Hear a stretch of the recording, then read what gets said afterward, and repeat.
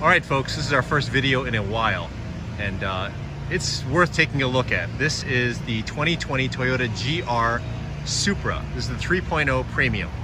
And what we're taking a look at is probably the most significant sports car to be released this year, at least from a mainstream automaker. It's awesome in the flesh. Just take a look at it. Some would call it overstyled, but in person it just looks great. I mean, it is somewhat evocative of the original from 21 years ago. And you have a fair amount of critics and naysayers who are basically saying, you know, this shares the underpinnings with the BMW Z4. So it's essentially a German Supra.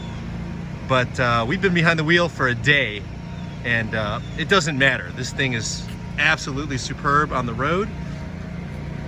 Let's take a walk around the vehicle. Very dramatic styling. It really doesn't look like anything else out there. Big haunches in the rear. A beautiful ducktail spoiler.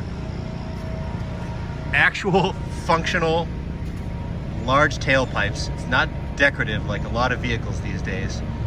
And it just looks dramatic. It's kind of like a poor man's Ferrari. One criticism, minor detail. There are a lot of I don't know if you can see it, there's a lot of fake vents around the vehicle. They're not actually functional vents for brake cooling. You can kind of see it here. Also in the hood, these are closed off.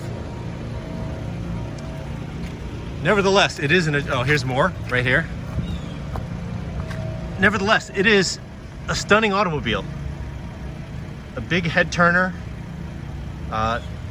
The 3.0 liter turbocharged inline 6 is BMW sourced. 335 horsepower, 369 pound-feet of torque, rear-wheel drive, and you feel it. This thing will do 0 to 60 in 3.8 seconds. That's faster than a $100,000 Porsche 718 Cayman GT4, which will do it in 4.2 seconds. And this thing tops out, it's not a launch edition, which I think is a little bit more than this, but the sticker price on this 3.0 Premium, pretty much optioned out, is about $56,000. So we wanted to dislike it because there's no manual transmission here. Let's get inside and take a closer look at the interior, which is very BMW. Great sport seats, good bolstering, good cushioning. They feel comfortable. Let's see if I can cram our tall selves into this vehicle.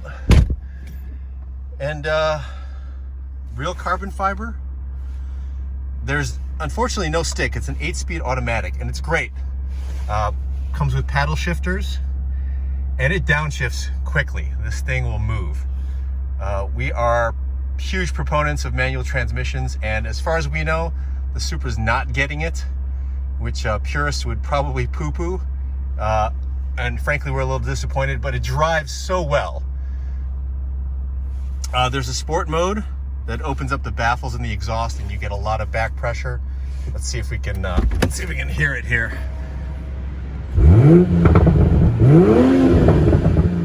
All right, that's just a small taste, but it will downshift, and you can hear that sort of brap sound, which is absolutely mellifluous. It sounds fantastic.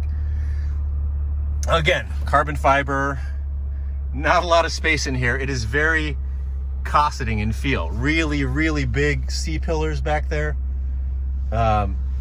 Short windows. Kind of a mail slot of a rear windshield. And there's not much we don't love about this vehicle. Again, we were kind of naysayers when we first heard about the fact that it had no manual transmission. But it is superb. I mean, you can't, I'm not filming this with another person right now, but you can see this is really driver focused. And Toyota really came through. Whether or not it's got a lot of BMW DNA, critics can get upset about it, but it is sublime to drive.